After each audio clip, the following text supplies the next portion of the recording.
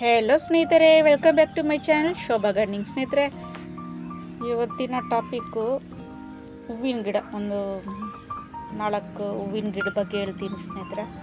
ಇಲ್ಲಿ ನೋಡಿ, ತುಂಬ ಬ್ಯೂಟಿಫುಲ್ ಆದ ಗಿಡ, ಆಂಜೀರಿಯಾ ಪ್ಲ್ಯಾಂಟ್. ಇದು ನೋಡಿ, ಇದಕ್ಕೆ ಕೇರ್ ಹೇಗೆ ಅಂದರೆ, ಇದು ಬಂದ್ಬಿಟ್ಟು ಯಾವಾಗಲೂ ಹೂವು ಬಿಡೋವಂಥ ಗಿಡ.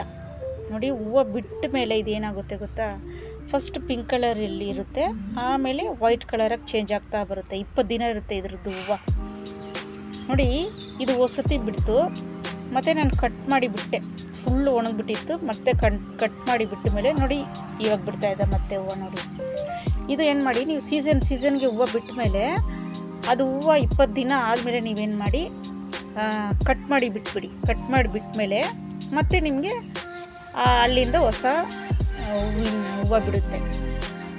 ನೋಡಿ, ಅಷ್ಟು ಆ ಎಳೆನೂ ಅಷ್ಟು ಬ್ಯೂಟಿಫುಲ್ ಆಗಿದೆ, ಆಮೇಲೆ ಹೂವನ ಅಷ್ಟು ಬ್ಯೂಟಿಫುಲ್ ಆಗಿದೆ ಸ್ನೇಹಿತರೆ. ಇದಕ್ಕೆ 10 ಇಂಚ್ ಪಾಟ್ ಬೇಕು ಸ್ನೇಹಿತರೆ. ಯಾಕಂದರೆ ಇದ್ರದ್ದು ಬೇರು ಬಂದ್ಬಿಟ್ಟು ಸ್ವಲ್ಪ, ಇದಕ್ಕೆಲ್ಲ ಬೇರಿಗೆ ಸ್ವಲ್ಪ ಫ್ರೀಯಾಗಿರ್ಬೇಕು, ಅದಕ್ಕೋಸ್ಕರ ಸ್ವಲ್ಪ ಪಾಟ್ ಸ್ವಲ್ಪ ದೊಡ್ಡ ಸೈಜಲ್ಲಿ ಹಾಕ್ಬೇಕು. ಅಷ್ಟು ಖುಷಿಯಾಗಿ ಬರುತ್ತೆ ಸ್ನೇಹಿತರೆ ಇದು. ಈ ಥರ ಎಲ್ಲ ನಿಮ್ಮ ಮನೆಗಳಲ್ಲಿ ನೀವು ಗಾರ್ಡನ್ ಇರೋರು ಈ ಥರ ಹೂವಿನ ಗಿಡಗಳನ್ನ ಆ್ಯಡ್ ಮಾಡ್ಕೊಳ್ಳಿ ಸ್ನೇಹಿತರೆ. ನೀವು ತರಕಾರಿ ಗಿಡಗಳು ಹಾಕಿದ್ರೆ ಕೂಡ ಈ ಥರ ಪಾಲಿನೇಷನ್ ಆಗುತ್ತೆ. ಹೂವಿನ ಗಿಡ ಇದ್ದರೆ ನಿಮಗೆ ತರಕಾರಿ ಗಿಡಗಳು ಚೆನ್ನಾಗಿ ಬರುತ್ತೆ. ಇಲ್ಲಾಂದರೆ ನೀವು ಬಾಲ್ಕನಿ ಇರೋರು, ಸ್ಪೇಸ್ ಕಡಿಮೆ ಇರೋರು ಈ ಥರ ಚಿಕ್ಕ ಚಿಕ್ಕ ಹೂವಿನ ಗಿಡಗಳನ್ನ ಇಟ್ಕೊಬೋದು ನೀವು. ನೋಡಿ, ಚೆನ್ನಾಗಿದೆ ನೋಡೋಕ್ಕೆ. ಇದು ಬಂದ್ಬಿಟ್ಟು ಇದ್ರ ಹೆಸರು ಪಿಂಕ್ ಟೈಗರ್ ಫ್ಲವರ್. ನೋಡಿ, ಚೆನ್ನಾಗಿದೆ ಸ್ನೇಹಿತರೆ, ಬ್ಯೂಟಿಫುಲ್ ಆಗಿ. ನೋಡಿ, ಆ ಫ್ಲೇವರೇ ಚೆನ್ನಾಗಿದೆ ನೋಡಿ. ಇದಕ್ಕೆ ಕೇರ್ ಹೇಗೆ ಅಂದರೆ, ದಿನ ನೀರು ಹಾಕಬೇಕು. ನೀವು ಹೂವಿನ ಗಿಡಗಳಿಗೆ ದಿನ ನೀರು ಹಾಕಲೇಬೇಕು. ಒಂದು ದಿವಸ ಹಾಕಿಲ್ಲದ್ರೂ ಇದು ಬಾಡಾಗುತ್ತೆ.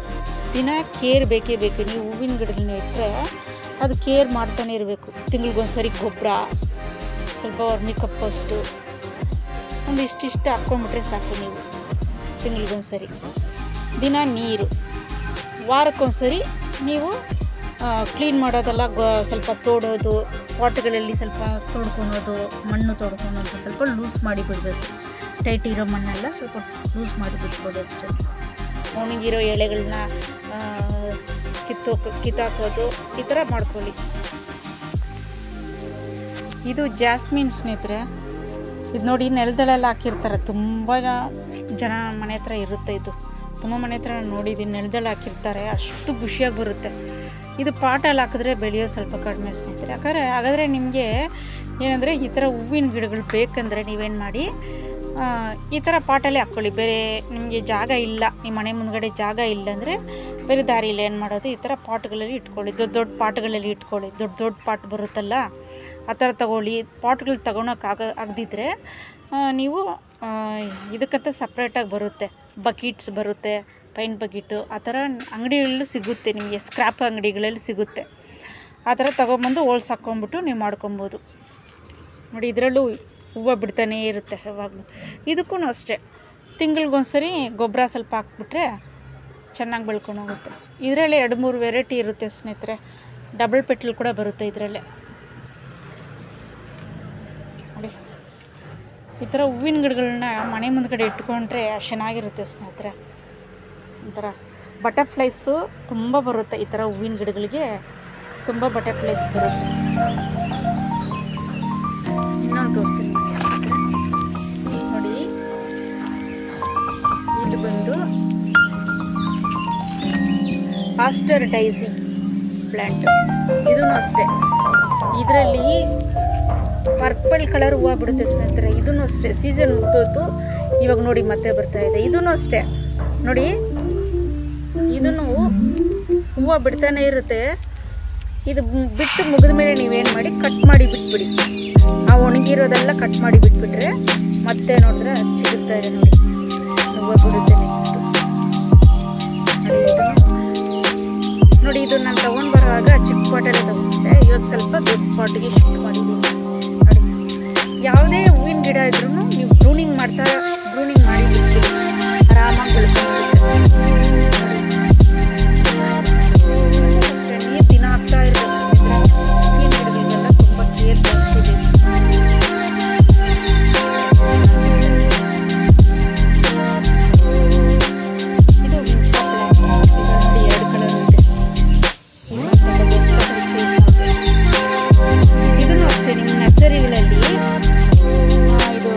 50 ರೂಪಾಯಿ 60 ರೂಪಾಯಿ ಸಿಗುತ್ತೆ. ಅಷ್ಟೇ ಕಟ್ಟಿಂಗಲ್ಲಿ ಈಸಿಯಾಗಿರುತ್ತೆ. ಕಟ್ ಮಾಡಿ ಬೇರೆ ಇಟ್ಕೊಂಡು ಇದಕ್ಕೆ ದಿನ ನೀರು ಹಾಕಬೇಕು.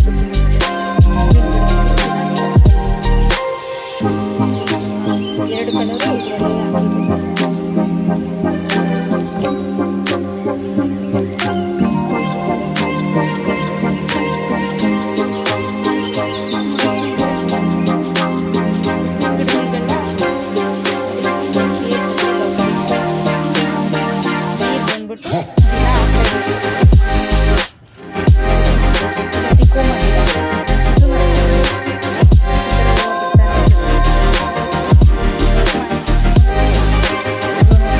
ವಿಡಿಯೋದಲ್ಲಿ ಅದು ಅಷ್ಟೇ ತುಂಬ ದೊಡ್ಡದಾಗಿ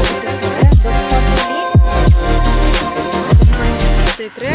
ಇದು ಆರೆಂಜ್ ಕಲರ್ ನೋಡಿ ಎಷ್ಟು ಖುಷಿ ಆಗುತ್ತೆ. ನಾನು ಡಬ್ಬಲ್ ಹಾಕಿದ್ದೀನಿ.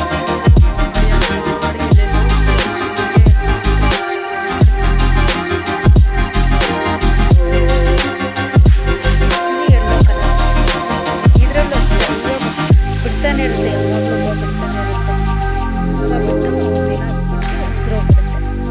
ನೋಡಿ ಮೊಗ್ಗು ಬಿಡ್ತಾ ಇದೆ.